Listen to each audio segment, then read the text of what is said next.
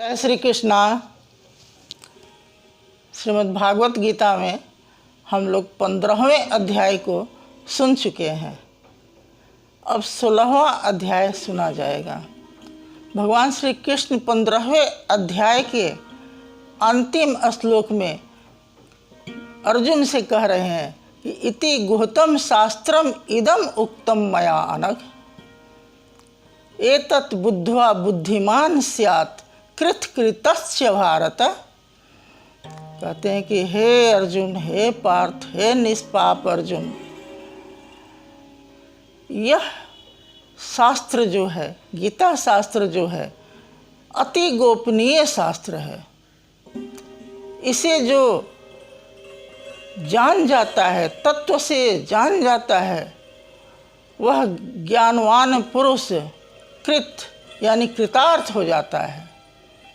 कहते हैं वह कृतार्थ हो जाता है, वह मुक्त हो जाता है, वह सत्य को जान जाता है, वह तत्वदर्शी होता है।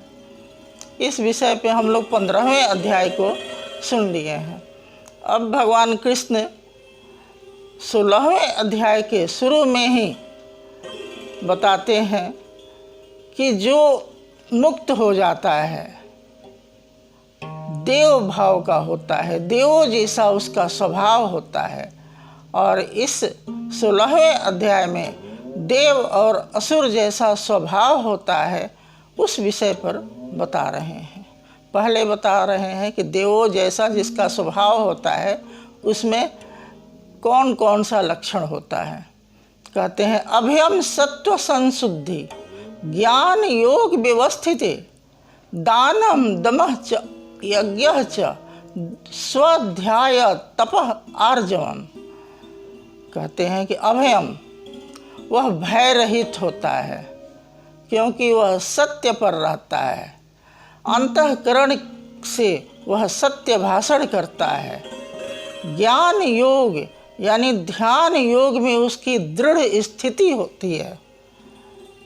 ज्ञान योग व्यवस्थित। कहते हैं दानम, वह समर्पण का दान कर देता है, मन सहित समर्पण दान कर देता है। दमः, इंद्रियों का दमन करता है।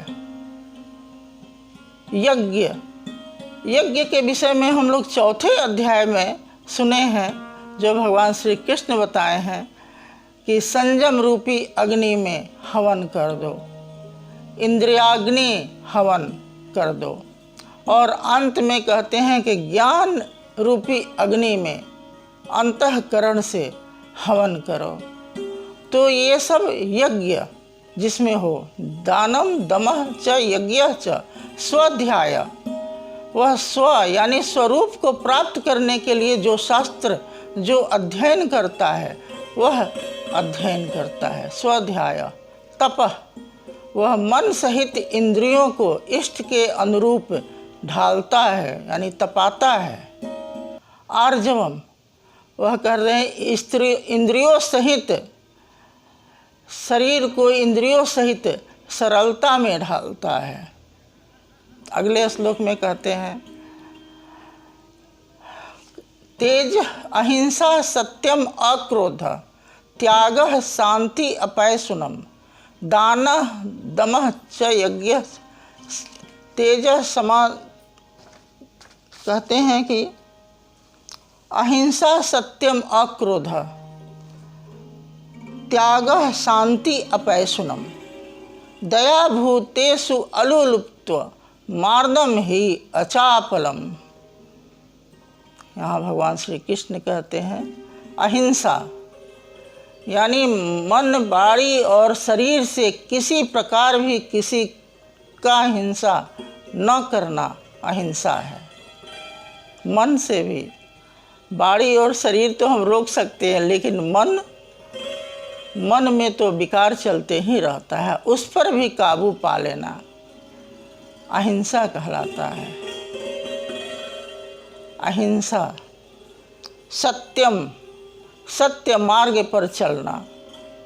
अक्रोध, जो हमारे लिए अपकार भी करे उस पर भी क्रोध न करना। त्याग करना, समर्पण का त्याग, मन से, इंद्रियों से, शरीर से समर्पण का त्याग ही त्याग होता है। समर्पित भगवान को ही अर्पण कर दो, कर्मों के फल का त्याग कर दो, यह त्याग होता है। समर्पण का त्याग कर दो। त्याग, शांति होना चाहिए, मन में शांति, अंतःकरण से वह जो साधक होता है, जो अपने को साध रहा है, वह शांत होता है। अपैशुनम, उसमें कोई अगर निंदा भी कर दे तो वह उसका प्रतिक्रिया नहीं करता है, वह शांत ही रहता है। दया, उसमें दया होती है, हर जीव पर वह दया करता है। वह सभी भूत प्राणियों में को वह दया की नज़र से ही देखता है। अलोलुप्तम, कहते हैं कि इंद्रियों के विषयों के संजोग होने पर भी वह आसक्त रहित होता है। मार्दवम, कहते हैं कि उसमें कोमलता रहता है। ही, लोक और शास्त्र से विहित आचरण जो करता है उसमें लज्जा होता है। अचापलम, व्यर्थ की चेष्टा नहीं करता है। तीसरे श्लोक में कहते हैं, तेजः क्षमा धृति शौचम आद्रोह नातिमानिता भवन्ति संपदम दैवीम अभिजातस्य पांडव अभिजातस्य भारत। कहते हैं उसमें तेज होता है, जो तेज परमात्मा में होता है वह उस तेज को खींचता है, वह तेज उसमें होता है। वह क्षमावान होता है, वह धैर्यवान होता है। धृति शौचम, वह बाहर और भीतर से शुद्ध होता है।